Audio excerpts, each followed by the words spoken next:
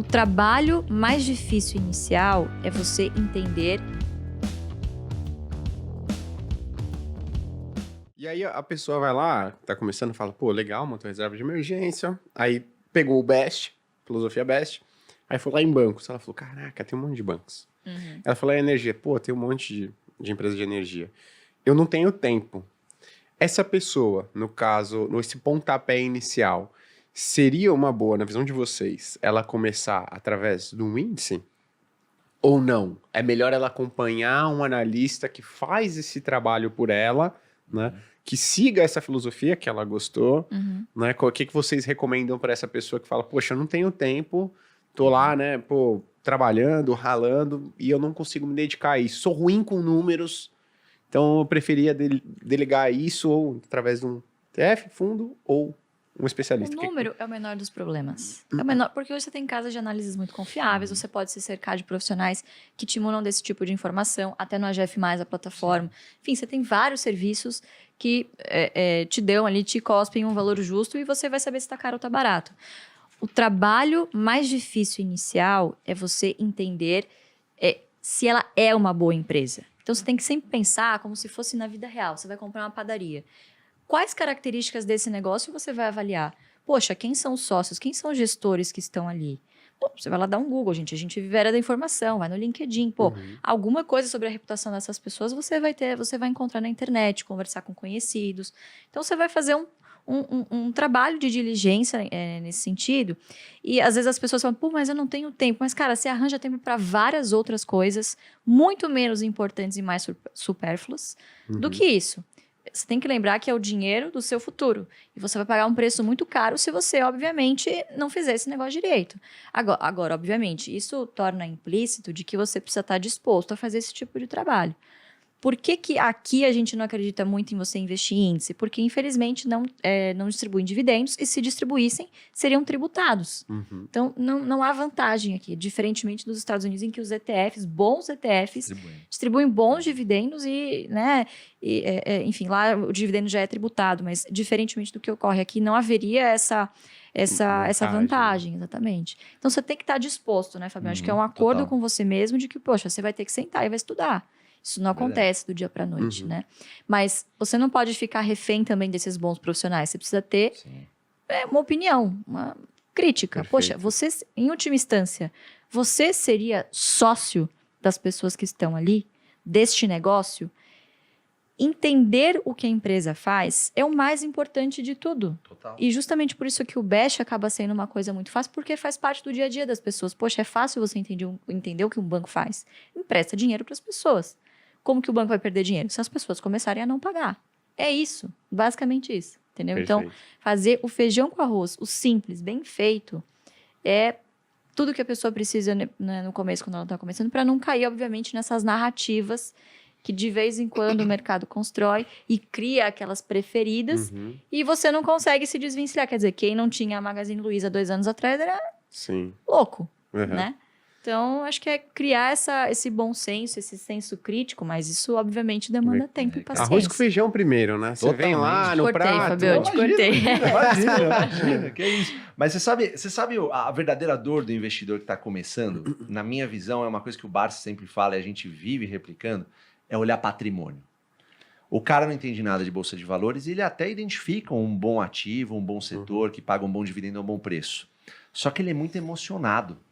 Tenta assim, recuperar na mente de vocês. Eu não digo da Lu, porque a Lu teve o Barça o tempo inteiro. Mas eu comecei na Bolsa de Valores. Você coloca dinheiro lá em alguma empresa e vê ela caindo 30%. Cara, o teu estômago dá uma revirada. Porque você está olhando patrimônio. Essa é a pegada. Eu acho que o investidor, ele cai na Bolsa de Valores nos primeiros anos, ele não consegue por conta do estômago. É um negócio muito incrível. E outra... O contrário também acontece. Se ele compra uma ação e ela começa a subir demais, e eu falo isso porque eu também passei por isso, você começa a ficar excitado de uma maneira, de um modo assim... Ouriçado. Ouriçado. É bem isso mesmo. Porque daí você fala, putz, o que eu comprei, sei lá, há 2 dias atrás, eu vou dar um exemplo a gente está fazendo podcast aqui, em dezembro, o Banco do Brasil estava valendo R$30, R$30,50, hoje está valendo R$39, R$38. Cara, em questão de um mês ela subiu, quase 30%. Então, assim, aí você tem a pergunta, você fica excitado daquele jeito, ouriçado, você fala, puta, e agora? Preciso vender? Vou vender porque ela vai cair de novo. Então, assim, quando você tira a ótica do patrimônio que o Barsi fala, que é a métrica do ego, tudo começa a fazer muito mais sentido. Porque quando ele fez aquele exercício de corta um zero, corta um zero, corta um zero, na prática significa um banco, um exemplo, uma empresa antes da pandemia valia R$60 e pagava 3 de dividendo. Depois da pandemia, por exemplo, se está num bom setor, paga bons dividendos, bons controladores e tal, você tem a mesma empresa que estava 60, agora está 30 e paga os mesmos 3 de dividendos. Você consegue comprar muito mais ações agora do que antes, mas se você olhar patrimônio, você vai ficar maluco por, de repente, ter comprado a 60 e vendo essa desvalorização toda, você não consegue se manter.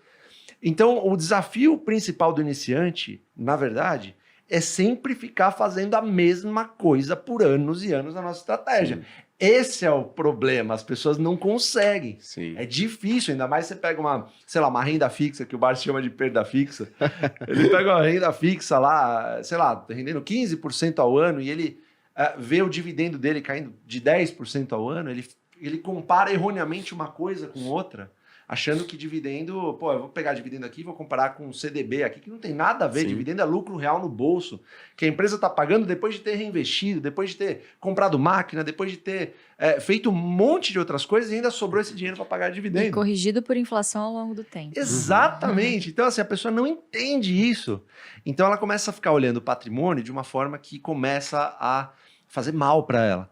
Então, ela não entende que o longo prazo, no nosso caso, é a vida inteira. O Barsi está com 83 anos de idade. Sim. Ele compra ação hoje, por isso que eu chamo ele de rapaz, falei no começo. Ele compra hoje falando, no futuro essa empresa vai dar muito bom. Eu invisto porque eu acho que vai melhorar as condições e tudo mais. Então, assim, investir é para a vida inteira, mas as pessoas tendem a querer... A principal pergunta, né? Se eu colocar R$1.000 agora, quanto eu vou ter no final do ano? Exato, essa perguntinha é matadora, né, cara? Aí você já quase não consegue continuar uma conversa. Exatamente. Você fala, acho que não entendeu nada. Logo assim, esquema de pirâmide. Faz esquema de pirâmide. Aí você perde dinheiro e depois você vai estar mais preparado. Isso, você vai estar preparado, perfeito. Vai dar mais valor à coisa. Tem um outro ponto também de quem está começando, que eu acho que você falou um pouquinho no começo, depois de 3 anos investindo, que você teve aquele bate-papo com sua mãe. Eu acho que no começo é o que eu chamo de zona de arrebentação dos investimentos. Sim. O pessoal fica investindo, ele acha que o resultado vai vir no curto prazo. Né? Então você investe 1 ano, você mantém aporte, você seleciona boas empresas, você continua investindo. Passou 1 ano, você vê, pingou um pouquinho. É isso aí você tá lá no 2º ano e se poupando, você tá se privando de algumas coisas, né? Você não tá indo jantar no restaurante que você gosta toda semana, não tá indo para aquela balada e tal, do que você gosta todo final de semana. O Fábio já deu um sorriso ali. Né? Legal. Mas, 3 anos você ainda não tá vendo. De fato, total. Pingando, você vê ali um período grande de privação, né? Quando você tá começando a investir, para você colher só lá na frente. Eu falo que essa também é uma parte muito difícil para o investidor, para a investidora que está começando, né? Porque ele vai se privar ao longo dos 3, 4, 5 primeiros anos para começar a ver resultado relevante depois de 5. Só que depois que você passou de 5 anos, normalmente, né, com uma taxa de retorno média aí do CDI, Bovespa dos últimos anos, o seu retorno, o seu dividendo, ele começa a ser tão relevante quanto o seu aporte. Exatamente. E aí você fala, caraca, aí você falou, agora é mágico. Isso daqui é mágico. Aí você matemágico. Exato, é matemágico, gostei. Né? E aí que você passa da zona de arrebentação e começa a curtir de fato, né? Ver mais frutos e curtir o processo de investimento. Mas antes é disciplina, como você colocou, né? E se privar de vários pequenos lazeres que a gente tem ao longo do tempo. Né?